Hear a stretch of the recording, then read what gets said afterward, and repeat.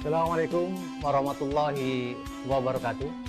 Alhamdulillah, pemirsa sekalian yang dimuliakan Allah Subhanahu wa taala. Alhamdulillah.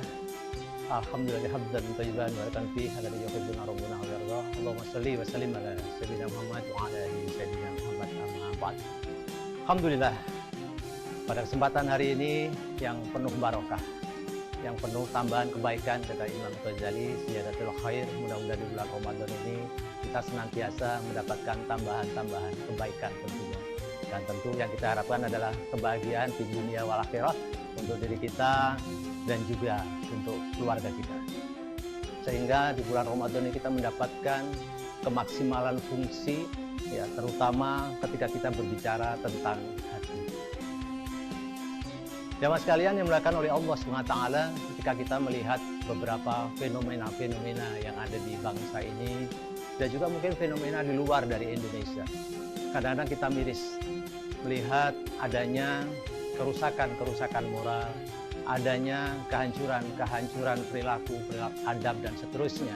Sehingga kadang-kadang kita bisa melihat ada bapak yang bisa begitu kejam membunuh anaknya. Anak demikian juga membunuh orang tuanya, perceraian-perceraian dan seterusnya. Bahkan kasus bunuh diri juga cukup marak. Tahun 2023 kemarin ada kasus bunuh diri di Indonesia sebanyak 975 orang.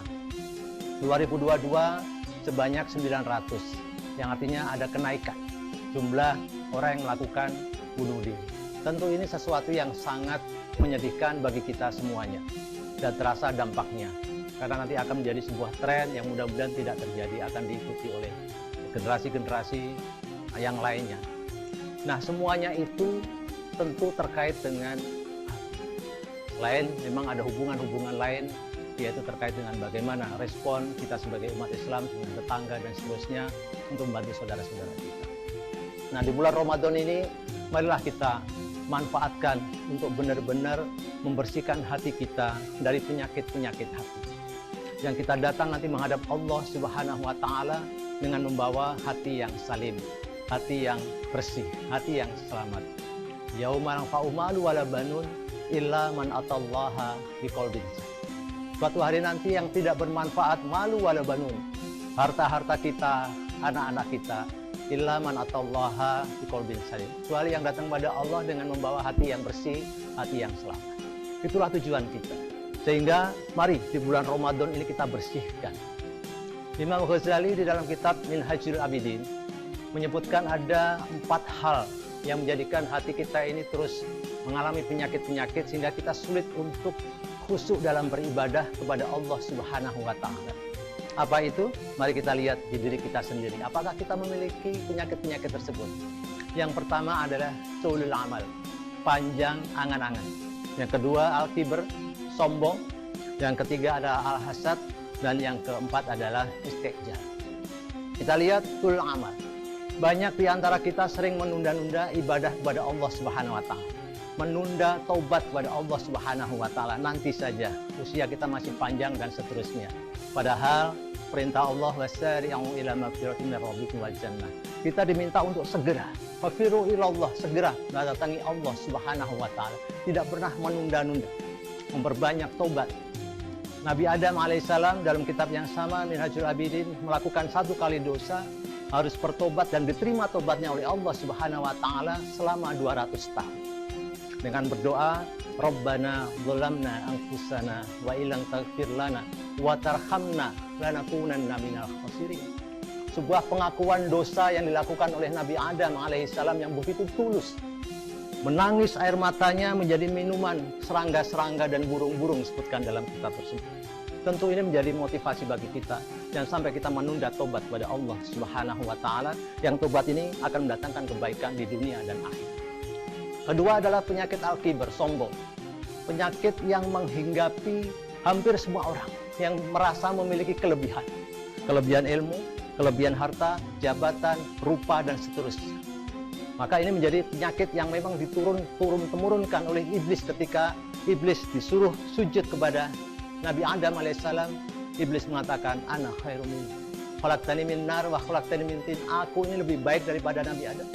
Aku diciptakan dari api dan Adam diciptakan dari tanah. Maka iblis tidak mau sujud kepada Adam dan kemudian dikutuk oleh Allah Subhanahu wa Ta'ala.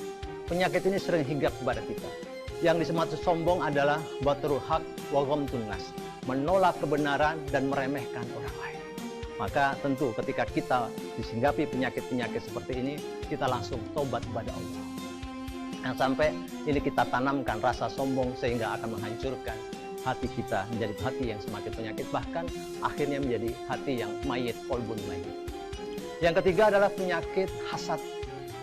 Hasad ini sering menjadikan kita merasa tidak nyaman, karena kita akan merasa sedih, merasa kecewa ketika melihat orang lain mendapatkan kebahagiaan. Bayangkan ketika kita selalu melihat orang lain bahagia, kita merasa sedih. Mengapa kebahagiaan itu bukan di saya? Kenapa yang naik jabatan bukan saya? Kenapa yang kaya bukan saya? Dan seterusnya. Nah, ini sangat bahaya. Sehingga kita tidak akan pernah merasakan kenikmatan dalam beribadah kepada Allah Subhanahu wa Ta'ala. Rasulullah berpesan kepada kita, "Iyyakum wal hasad, fa innal hasad la yakunul hasan." Hati-hati kalian, takutlah kalian dengan penyakit hasad ini, karena penyakit hasad ini akan menghapuskan amal-amal soleh kita. Kama yaquluna al khatab, seperti api yang menghancurkan dahan-dahan, daun-daun dan seterusnya menjadi debu yang berterbangan. Termasuk kita.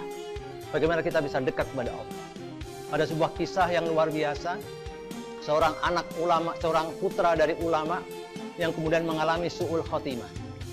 Ketika di akhir hayatnya, gurunya tadi bertemu dengan muridnya tadi yang dalam kondisi su'ul khotimah, bertemu dalam mimpinya disebutkan, "Kenapa engkau mengalami su'ul khotimah seperti ini?" "Karena aku memiliki sifat hasad. Aku benci, aku iri kepada murid-murid yang lain yang lebih muda daripada aku, yang mereka lebih pintar daripada aku. Sehingga aku membuat fitnah. Sehingga engkau percaya pada fitnahku, akan hasadku seperti ini." Maka mari kita bersihkan penyakit ini pada bulan Ramadan ini dengan sebersih-bersihnya. Yang keempat adalah istijab. Kita sering terburu-buru pengen kaya, terburu-buru pengen sukses dan seterusnya, sehingga kita sering melakukan perbuatan-perbuatan haram, bukan justru menambah ibadah. Bahwa isti'anah, pertolongan dari Allah akan turun ketika ta'abud kita, ibadah kita kepada Allah semakin baik. Mari di Ramadan ini kita bersihkan hati kita sehingga menjadi hati yang bersih, qalbun salim, insyaallah penuh barakah dari Allah Subhanahu wa Ta'ala. Wabillahi taufiq wal hidayah. Assalamualaikum warahmatullahi wabarakatuh.